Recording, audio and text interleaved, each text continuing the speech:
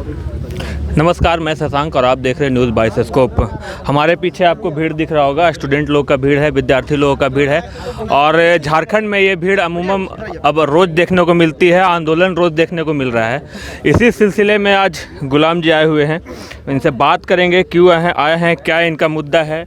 आज हजारीबाग आए हैं, आपने यहाँ पे स्टूडेंट को संबोधित भी किया। क्या मेन मुद्दा है और किस मुद्दे के साथ अब सरकार को घेरने की कोशिश की जा रही है? देखिए सर, हम लोग सरकार को घेर नहीं रहे हैं, हम लोग अपनी मांगों को सरकार तक रख रहे हैं। और ये मांग आज की नहीं है सर, पूर्ववर्ती सरकार थी उस समय भी रखे हैं और ये सरकार आई इस समय भी रख रहे हैं। क्योंकि हर सरकार, यहाँ पे बहुत सारी सरकार आए हैं, लेकिन कोई भी सरकार ऐसी नहीं आई है जो युवाओं को संतुष्ट कर सके, युवाओं के हित में काम कर सके। अगर मैं वर्तमान सरकार की बात करूँगा तो ये सरकार जो है युवाओं के भावनाओं के साथ खेल रही है। क्योंकि वर्तमान सरकार जब आई थी उस समय सरकार ने युवाओं को दो विकल्प दिया था कि आपको रघुवर सरकार चाहिए या फिर रोजगार चाहिए। युवाओं ने रोजगार को चुना, हेमंत सोरेन को चुना, लेकिन आज एक भी रोजगार से भेंट नहीं हम लोग का है।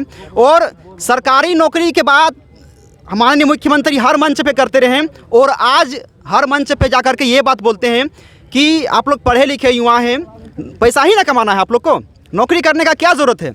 अगर आप पढ़े लिखे युवा हैं तो हाथों में हुनर है, मुर्गी बेचिए, सुअर पालिए, अंडा बेचिए, बकरी बेचिए, स्टॉल खोलिए। तो क्या हम लोग के पास इतना बुद्धि नहीं था? हम लोग बचपन से ही सब सीखे हुए थे, लेकिन उसके बाद भी रात दिन लाइब्रेरी में घुस के पढ़ें, अपने आप को सभ्य बनाएं कि एक सभ्य व्यक्ति के जैसा ज़िंदगी जीवन यापन करेंगे। लेकिन वर्तमान सरकार जिस तरह का काम युवाओं के साथ कर रही है बर्दाश्त नहीं कर सकते हम लोग। क्योंकि हम लोगों को लगा था कि ये सरकार हमारे हित में काम करेगी, लेकिन ये झारखंड के युवाओं के साथ ये खिलवाड़ कर रही है। इसलिए हम लोगों ने निर्णय लिया है कि 5 तारीख को यानी कल हम लोग डिजिटल प्लेटफॉर्म के माध्यम से सरकार को जगाने का काम करेंगे कि झारखंड के युवा ये वही युवा हैं जो कल आपके कार्यकर्ता थे, जो कल आपके कैडर थे, आज आपके खिलाफ क्यों खड़े हुए हैं। क्योंकि हमें नियुक्ति चाहिए, हमें रोजगार चाहिए। किन किन मुद्दों के साथ सरकार को डिजिटल प्लेटफॉर्म पे घेरने की कोशिश की जा रही है? देखिए, हम लोगों ने अभी यहाँ पे जितने भी अनुभवी लोग यहाँ पे बैठे हुए हैं, सारे लोगों से निर्णय लिया गया है। तो यहाँ पे 11 सूत्री मांग हमारे पास तैयार हुआ है और उन 11 सूत्री मांग के तहत हम लोग सरकार को अल्टीमेटम देंगे, चुनौती देंगे कि सरकार हमारी बात कल तक से सुन ले। अगर कल तक नहीं सुनती है तो हमारे पास भी इसके बाद और भी रणनीति है। हम लोग 10 तारीख को भी प्लानिंग कर रहे हैं, 9 तारीख को प्लानिंग कर रहे हैं और ये 15 तारीख को भी प्लानिंग कर रहे हैं। तो बड़े बड़े हमारे पास प्लानिंग है। क्योंकि मरता क्या नहीं करता सर, हमारे पास सरकार ने कोई विकल्प छोड़ा ही नहीं है। यहाँ बहुत सारे ऐसे युवा भी हैं जो इतना फ्रस्ट्रेटेड हो चुके हैं कि रात दिन फ़ोन करते हैं, बोलते हैं कि सुसाइड कर लेंगे। घर वाले अभी बहुत सारे महत्वपूर्ण त्यौहार पार हुए, दिवाली पार हो गया, छठ पार हो गया, दशहरा पार हो गया, लेकिन इस त्यौहार में बेरोजगार युवा खुश होकर के त्यौहार मना नहीं पाया। और ये आज की स्थिति नहीं है, पिछले 5-6 साल से यही स्थिति हो रही है और 22 साल से यही स्थिति है सर।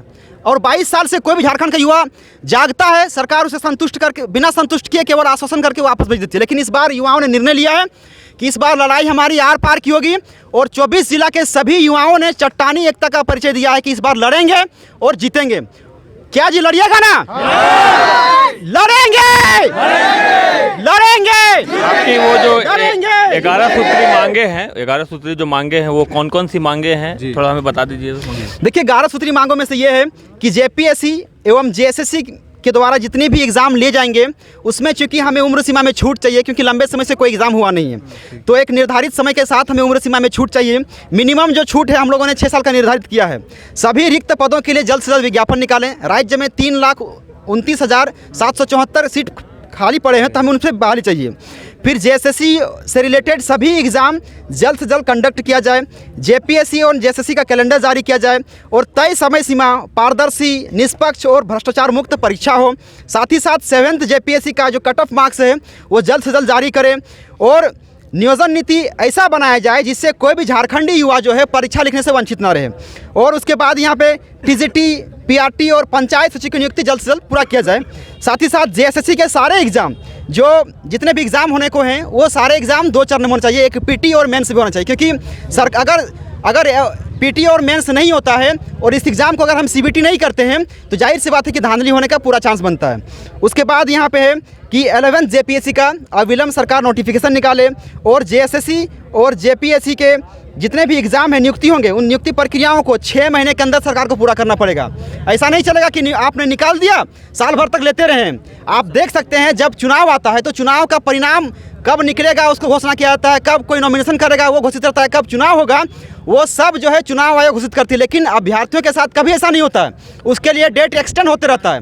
तो हम लोग इस चीज़ को खंडन करते हैं और हमें एक ऐसा डेट चाहिए जो 6 महीने के एग्ज़ाम मतलब अंदर एग्ज़ाम को कंडक्ट कराए, 6 महीने के अंदर ही आर पार जिसको आने करेगा वो आएगा, जो नहीं कर पाएगा वो नहीं करेगा, अगले बार तैयारी करेगा। लेकिन गुलाम जी, जहाँ तक देखा जा रहा है, आंदोलन तो लगातार झारखंड में चल रहा है स्टूडेंट लोगों का, लेकिन कहीं ना कहीं सरकार नहीं सुन रही है या जो भी कर रही है, तो एक बार फिर से आप लोग आंदोलन कर रहे हैं, हजारीबाग से आज शुरुआत कर रहे हैं इसकी।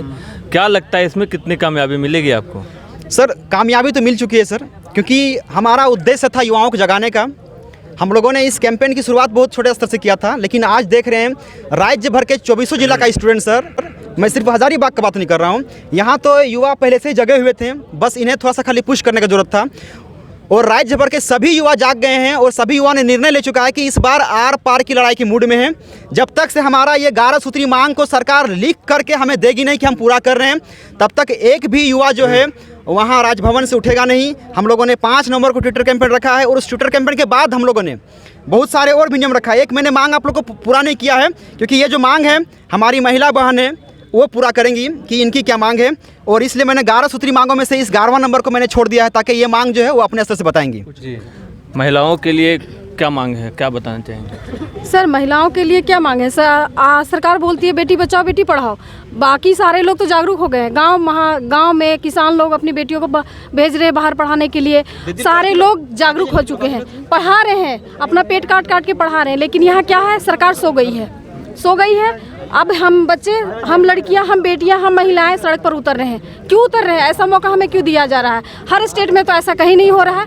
आज रिस्पेक्ट हमें नहीं मिल रहा है। आज हम पढ़ लिख के बेरोजगारी का ये आलम है कि हम सड़क पर उतरने को मजबूर हो रहे हैं। क्यों हो रहे हैं? सरकार ये क्यों नहीं समझती है? हम बेटियां इतनी मुश्किल से पढ़ती हैं, घर से निकलती हैं, और आपको इनका दर्द नहीं समझ में आता है। बच्चे संभालना, घर संभालना, प्लस में सारा कुछ करते के बावजूद भी हम इस मुकाम में पहुँचते हैं कि एग्जाम लिखते हैं, डॉक्यूमेंट वेरिफिकेशन होता है, हमें नौकरी नहीं दिया जाता है। कहाँ तक ये बर्दाश्त करने योग्य है? हमें चाहिए, हमारा अधिकार है, हम यहाँ का राज्य के निवासी है, डेमोक्रेसी सरकार है। हम बेटियां अब जाग चुकी हैं, सारे लोग जाग चुके हैं। अब नहीं ऐसा होगा, हमें अपना मांग चाहिए। सारे एग्जाम टाइम पर कंडक्ट कराया जाए, जो भी है फेयर हो एग्जाम, और जल्दी से जल्दी वैकेंसी को पूरा किया जाए। और 30% जो आरक्षण है हमें मिलना ही चाहिए। क्यों नहीं मिलेगा? अनिवार्य मिलना चाहिए, नहीं तो हम लोग राजभवन में आमरण अनशन करेंगे। 10 तारीख को हम लोग आमरण अनशन करेंगे और अपना हक लेके रहेंगे। सरकार को ये बात समझनी ही पड़ेगी। हम बेटियां कमज़ोर नहीं है, हम आप घर से बाहर निकल चुके हैं, सड़क में आ चुके हैं, तो ये समझिए कि हम क्या कर सकते हैं अपने अधिकार को लेने के लिए। तो देखा आपने, एक नए आंदोलन की रूपरेखा हजारीबाग से तैयार हो चुकी है। कल डिजिटल प्लेटफॉर्म पे यानी ट्विटर पे ट्रेंड कराया जाएगा और इनकी 11 सूत्री मांगे हैं। वो 11 सूत्री मांग ये अपने झारखंड सरकार, जिन्हें इन्होंने बहुत ही आशा और विश्वास के साथ चुनकर लाया था, उसके सामने रखेंगे। अब देखना ये है कि इनकी मांगों पे झारखंड सरकार कितना विचार करती है और आगे क्या कार्रवाई करती है। मैं शशांक, कैमरा साथी के साथ, न्यूज़ बाय स्कोप के लिए।